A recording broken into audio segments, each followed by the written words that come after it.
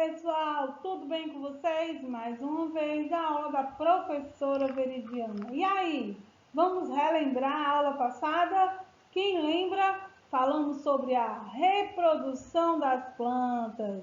Gente, assim como os animais, as plantas também se reproduzem. Vocês lembram? Assexuadamente e sexuadamente. A reprodução assexuada, pessoal, é mais comum entre as plantas, certo?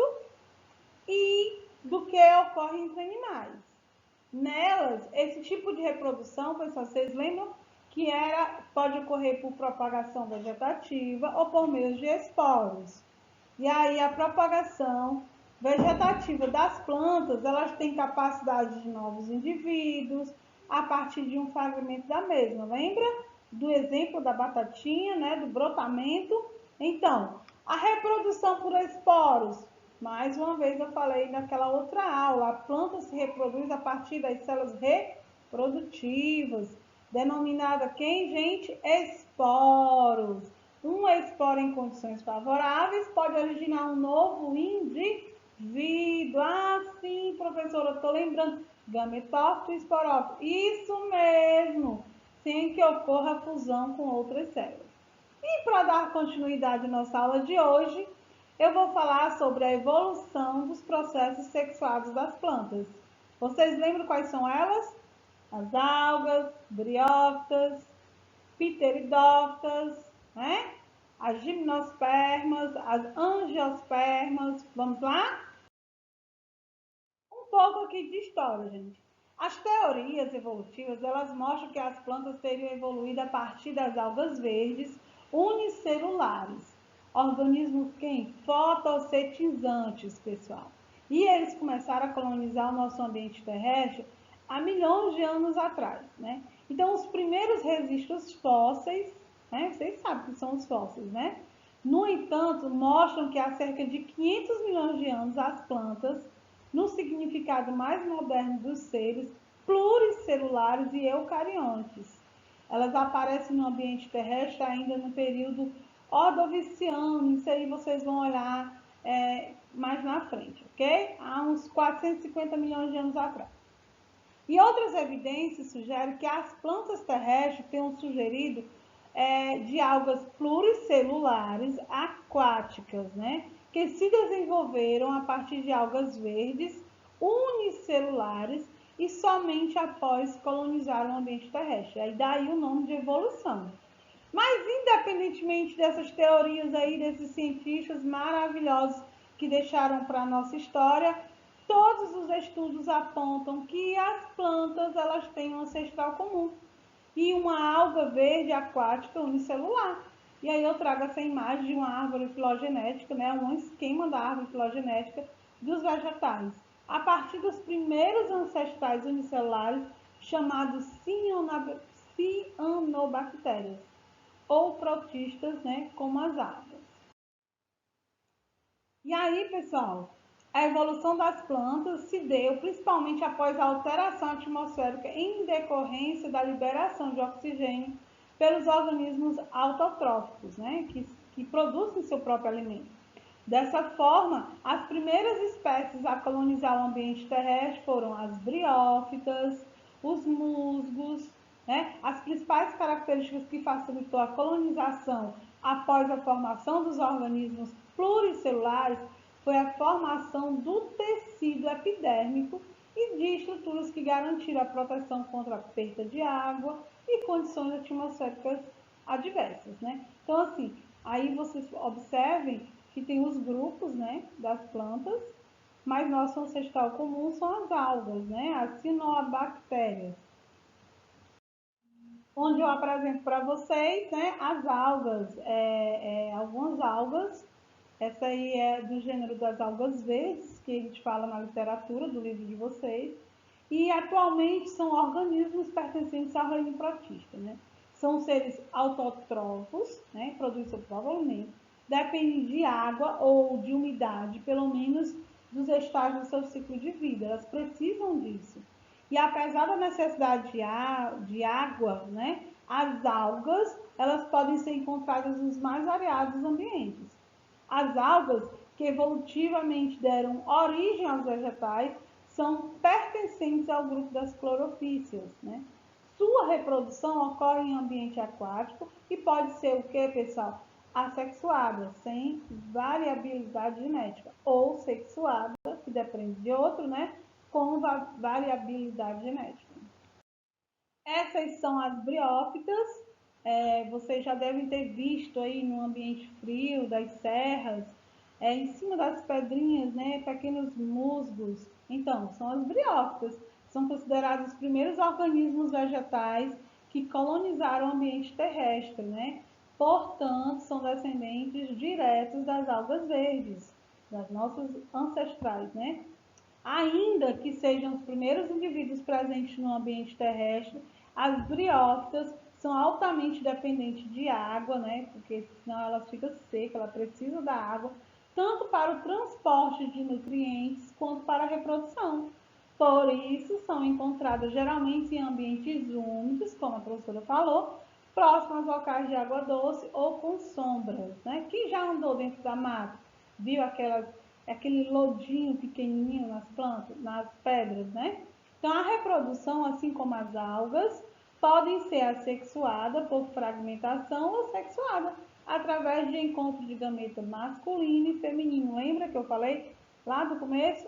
Que ocorre na água, gerando estruturas diploide, que irá se dividir por meiose, gerando indivíduos haploides, que são considerados a fase dominante desse grupo, que em breve estudaremos isso aí a fundo. E aí, vocês conhecem com certeza essa daí, são as samambaias. Quem tem samambaia em casa? Tem uma.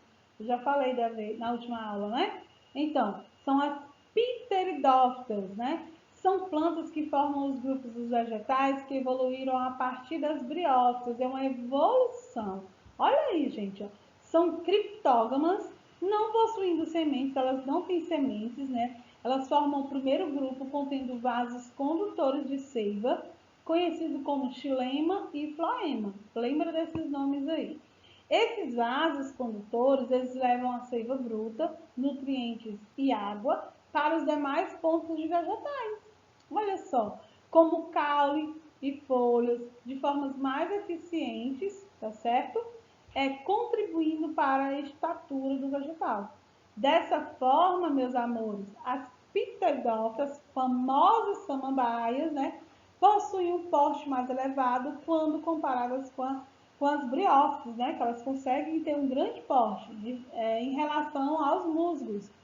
Outra principal diferença entre as pteridófitas e as briófitas é quando a sua geração ou fase dominante, né, nas pteridófitas, a fase dominante é o esporófito diploide, né, enquanto nas briófitas a geração dominante é o gametófito. Podem apresentar reprodução assexuada por grupamento ou sexuada, que ainda depende de água para a locomoção dos gametas. Então, também é uma planta que precisa de um ambiente frio e úmido para se desenvolver. Essas são as gimnospermas. As gimnospermas são plantas vasculares que surgiram possivelmente a partir das pteridófitas. Olha aí como é a evolução. Sua principal característica é a presença, né, das sementes, além da independência de água para sua reprodução. Elas dependem um pouco de água, mas como as raízes delas são pivotantes, elas vão lá no fundo da terra buscar água sozinho. A estrutura contém os gametas masculinos, né, são geralmente dispersados pelo vento através do processo de polinização e dessa forma encontram as estruturas femininas da espécie. E aí essa foto aí são os pinheiros, né, são os principais exemplos de gimnospermas, como Pinus radiata, conhecido. E eu trago para vocês as maravilhosas angiospermas, né, que formam o maior grupo, o maior complexo grupo de vegetais existentes. Gente, sem elas a gente estaria com probleminhas, né? Porque são elas que trazem os nossos frutos. Tem como característica principal a presença de flores e frutos. e estão presentes em todos os biomas terrestres. Olha só que bacana. E aí são traqueófitas, possuindo assim, como as gimnospermas, vasos condutores de seiva, né?